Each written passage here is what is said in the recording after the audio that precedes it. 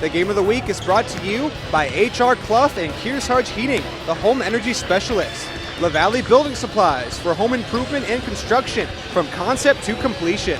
Echo Communications, a digitally integrated commercial printer and mailer located in New London, New Hampshire. Ramonto's Brick Oven Pizza in Claremont, always fresh. Additional support for today's coverage is provided by the Lebanon Chamber of Commerce, Barton Insurance Agency, Coldwell Banker, Lifestyles Real Estate, and Top Stitch Embroidery. Welcome back. Second quarter of action here on the YCN Game of the Week.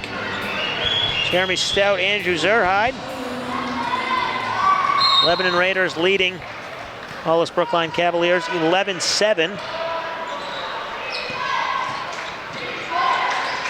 Cavaliers trying to defeat the Raiders for the second time and hand the Raiders their second defeat of the year. Only loss was at the hands of this team, and there's Fothergill from long range, not able to get that one, and Simcoe inside, offensive board, pulls it down, puts it back up, and Simcoe, a beast inside. Yeah, what a move by Simcoe. You can see his strength going up, getting the rebound, going back up with an easy two. Well, he made it look easy, but did a nice job by Simcoe. I don't know if that one was blocked or if it was a pass that was tipped out of bounds, but either way, it'll stay Lebanon basketball. And the inbounder, Chickering, gets it in to Islander, and then they'll reset it, and there's Milliken driving to the hole, and it's almost as if before they know he's moved, he's already there. He has such a quick first step. Yeah, he really does, and he finds those holes so well. Nice defense there by Islander. Oh, Simcoe. But Simcoe gets the rebound and puts it back. Wow, Simcoe's being a beast right now. You're the Raiders, you gotta box him out. Can't let him get those second chance opportunities. Simcoe 4 for 5, 8 points and 3 rebounds already in the books. We're only 90 seconds into this second quarter, so they really have to find an answer for Simcoe inside. Traveling violation there. Islander picked up his dribble. He got a little anxious on that one. And they'll turn the ball over, Hollis-Brookline, with a chance to tie it or take the lead on this possession. I think that was a travel, but high school refs, at least in New Hampshire, are they're not afraid to call the traveling call. There'll be about 10 to 15 of those a game. Yeah, they get aggressive on that whistle. Yeah, they really do, and yeah. And a foul there on Fothergill. Looked like he lost the handle of it, and then he was trying to shield the ball from, but he couldn't touch it. Yeah, he's kind of a moving screen there, trying to shield the ball, but ref's going to call that foul. But you know, I'd want to see in the NBA if the high school refs called traveling as much, how many times they would call it in the NBA, because that's all they do. They just walk all over the place. Oh, Chickering getting blocked. And it looks like the Cavs will go on a little bit of a run, pulling it up. And a nice pull-up jumper, no good. Rebound goes to Islander. He finds Milliken, and Milliken wide open breakaway layup, and extending their lead to 15-11. Yeah, the basket before that Milliken scored, he's so good at changing position in the air, changing his body. So athletic, so fast.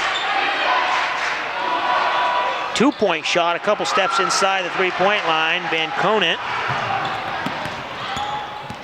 And then up ahead to Maddie. Goes reverse layup, but rejected. And it's tipped out of bounds.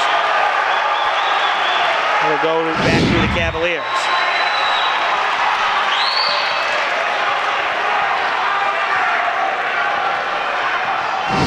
Well, what a block by Simcoe, and really he's clearly the Cavaliers' best player right now, and that block right there, it could be a pick for our Salt Hill Pub defensive play of the game.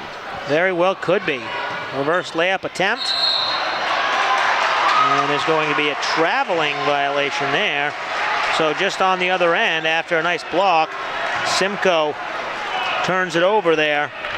Trying to get his body down low. A nice defensive stand by the defender. Milliken driving left side. Nice little lay-in. Ryan Milliken just stands there, lulls the defense to sleep, and then that first step. And he's got such long arms, he can really use his body to shield the defender and just curl it in. Yeah, he's so good at creating that separation, just that half a foot of space he needs to lay the ball in. What a player. Nice double team by the Raiders, forcing Simcoe to give it up, and it looks like that's what they might do. If Simcoe catches the ball inside the 15-foot mark, they might double team him. Nice lay-in by Fothergill.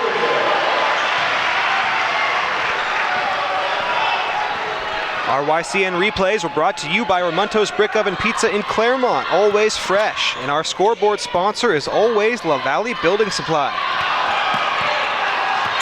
Offensive rebound there for the Raiders. They'll reset, 3:45 to play in the second quarter. Raiders leading the Cavs, 17-13. There's Milliken for three, pull-up jumper, no good. Ooh. Nice rebound there for the Raiders, number 23. Milliken gets in on that. Yeah, that was really Chris Nolte keeping that ball alive, getting the ball to Milliken. Nice job by Nolte. Pull-up jumper, no good from Gianconi, and the Raiders looking to break up 19-13. Hey local sports fans, YCN Sports Talk, hosted by our very own Jeremy Stout, is on every Wednesday.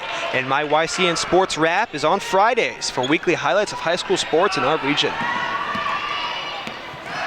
Chickering driving baseline, they quickly swing it around. It ends up in the hands of Milliken, and Milliken drills another three, giving the Raiders a 9-point lead, 22-13, 2:57 to play. We'll take a timeout. You're watching the YCN Game of the Week. Welcome back to the YCN Game of the Week. Jeremy Stout, Andrew Zerhide. 2:57 to play here before halftime. Lebanon Raiders leading the Hollis-Brookline Cavaliers 22-13. It's like an offensive foul. Quickly out of the timeout.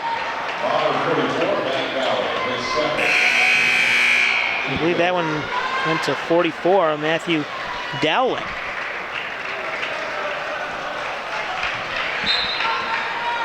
Stay tuned for the Game of the Week halftime show, brought to you by Echo Communications, a digitally integrated commercial printer and mailer located in New London, New Hampshire. And now it'll be another offensive foul, this time on the Raiders.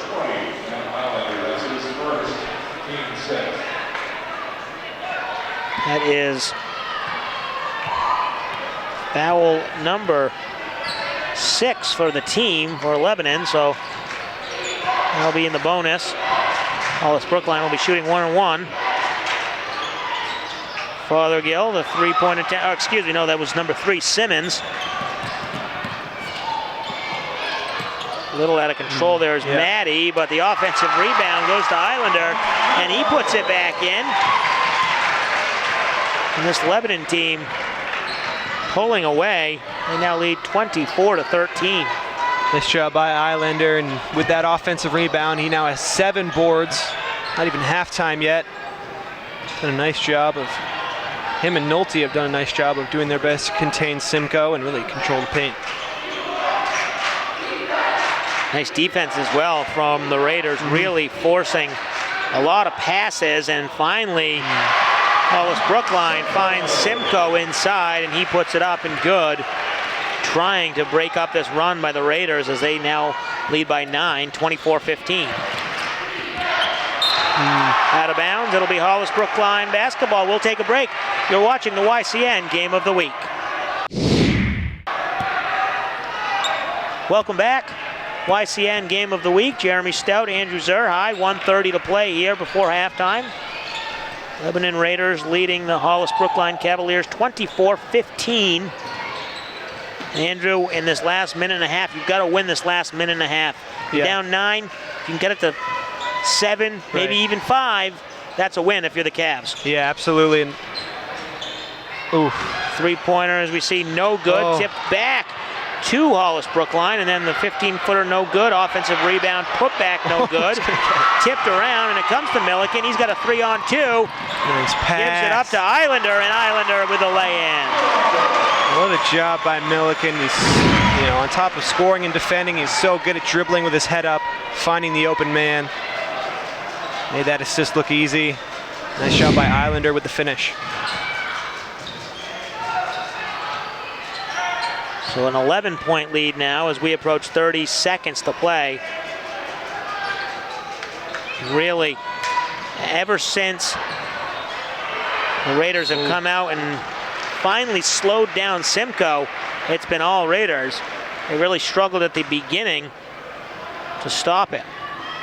Yeah, they have, and a couple plays ago, Simcoe was able to get a layup in the paint, but Lebanon still did a good job of doing their best to defend him. I think Nolte had him, and Simcoe beat Nolte, but then Islander helped, but Simcoe still was able to finish, so it's really a tough job for those two Lebanon bigs. Free throw no good, Matt Simcoe, but he'll go back to the free throw line as there was another lane violation, and that's one thing you don't see too often, but it's happened twice tonight. Right, yeah, clearly the refs are keeping an eye on their feet, these players' feet tonight.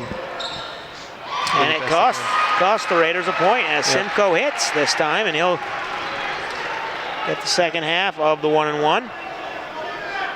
And at this level, the refs are going to call everything, I think. But during the regular season, I think a lot of high school refs will be more lenient on if someone's foot was on the line during a free throw. And he banks it in off the glass. So Simcoe goes 2 for 3, but it'll be a 2 for 2 in the stat book, cutting it to a 9-point deficit, 26-17. Simcoe, I believe, leading all scorers with 12 points.